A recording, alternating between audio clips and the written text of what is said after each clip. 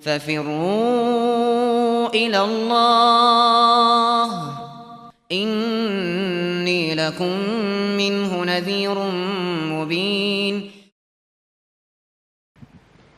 Ustaz, ya, kita selalu mendengar bahwa hidayah adalah milik Allah. Kenapa? Hidayah adalah milik Allah. Dan kita diminta untuk selalu berdoa. Yang saya tanyakan, misalkan kita mempunyai anak yang kita lihat kesehari-hariannya masih belum, dan kita berwajib untuk berdoa dan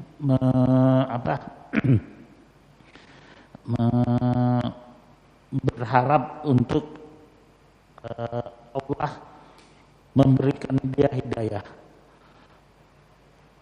Bagaimana kita menyikapi hal tersebut, Ustaz? Selalu berdoa, tetapi belum ada kita melihat apa yang kita harapkan pada anak atau saudara kita itu ada perubahan. Baik. Baik, betul itu hidayah itu di tangan Allah Subhanahu wa taala. Itu keyakinan benar. Karena Allah Subhanahu wa taala dialah yang memberi hidayah kepada siapa yang dia kehendaki dan dia pula yang menyesatkan siapa yang dia kehendaki. Dan itu di berbagai tempat dalam Al-Qur'an dijelaskan.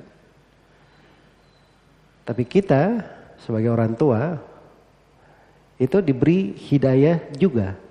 Namanya hidayah mengajarkan, menunjukkan. Ya. Mengajarkan dan menunjukkan. Jadi kita menunjukkan kepadanya jalan, mengajarkan, mengajaknya.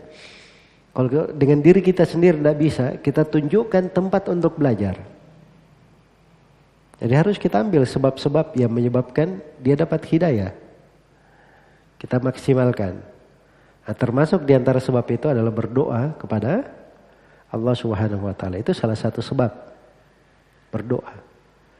Tapi ada sebab yang lain untuk anak itu. Di antara sebab pokoknya adalah kesolihan orang tua. Di antara pokok sebabnya kesolihan orang tua. Kemudian di antara pokok sebabnya juga adalah memberi untuk anak ini pendidikan yang benar. Dimasukkan ke sekolah yang benar, dipilihkan untuknya guru yang lurus. Guru yang lurus. Kemudian di antara sebab hidayah juga untuk anak, kita juga memilihkan untuknya lingkungan yang baik. Lingkungan yang baik. Ya kadang orang tua semangat ya subhanallah. Tapi lingkungannya nggak mendukung untuk itu. Ya mungkin dia perlu cari lingkungan yang baik. Atau kalau dia tidak bisa berpindah rumah, cari lingkungan yang baik. Mungkin kadang-kadang akhir pekan dia berada di mana bersama anaknya. Di tengah lingkungan yang bagus. Ya, anak-anaknya akan kenal kepada orang-orang soleh, orang-orang baik. Mungkin itu pengaruh manusia biasanya cepat terbawa. Ya doa itu sendiri, itu adalah tauhid. Karena itu Nabi SAW bersabda, ad-du'a huwal ibadah. Doa itu adalah ibadah. Doa itu adalah apa? Ibadah. Iya. Jadi dengan berdoa kepada Allah itu sudah bentuk dari tauhid. Dia memohon kepada Allah Subhanahu wa ta'ala. Dan akan datang bab khusus ya. Kita akan kaji dan seputar doa. Kaitannya dengan tauhid.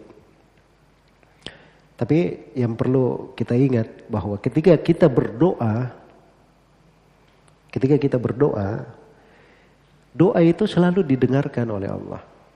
Dan orang yang berdoa itu pasti dikabulkan. Tapi yang kita keliru itu pengabulannya itu apa? Iya. Ya Allah, saya minta rumah yang bagus. Tidak diberi rumah yang bagus. Kenapa? Mungkin Allah pilihkan kita lebih baik daripada itu. Jelas ya? Mungkin Allah pilihkan kita biasa-biasa saja. Mungkin kalau kita punya kelebihan harta, Kita akan sewenang-wenang dalam hidup. Tapi Allah pilihkan untuk kita hal yang terbaik. Atau mungkin kita tidak lihat pengaruh dari doa itu karena doa itu sudah Allah simpan untuk pahala kita di akhirat. Untuk pahala kita di akhirat. Ya.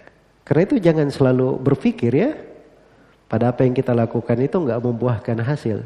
Belum tentu seperti itu. Ya, jadi kisah Nabi Khadir itu, ini selalu kita baca ya di hari Jumat. Ini hari Jumat, surah Al-Kahfi ya. Jadi Nabi Khadir itu membunuh seorang anak muda. Dibunuh oleh Nabi Khadir. Terus Nabi Khidir juga memperbaiki rumah 2 orang anak yatim yang hampir rubuh. Ketika Nabi Khidir menjelaskan kenapa dia melakukan hal itu, ya, adapun anak muda itu Allah perintah membunuh. Sebab anak ini bisa mencelakakan orang tuanya. Bisa mencelakakan orang tuanya.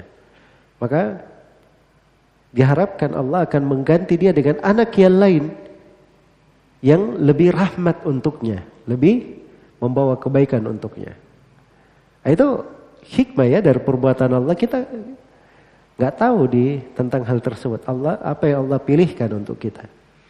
Adapun 2 anak yatim itu, rumahnya tadinya sudah mau rubuh, Nabi Khidir diperintah untuk membangunnya.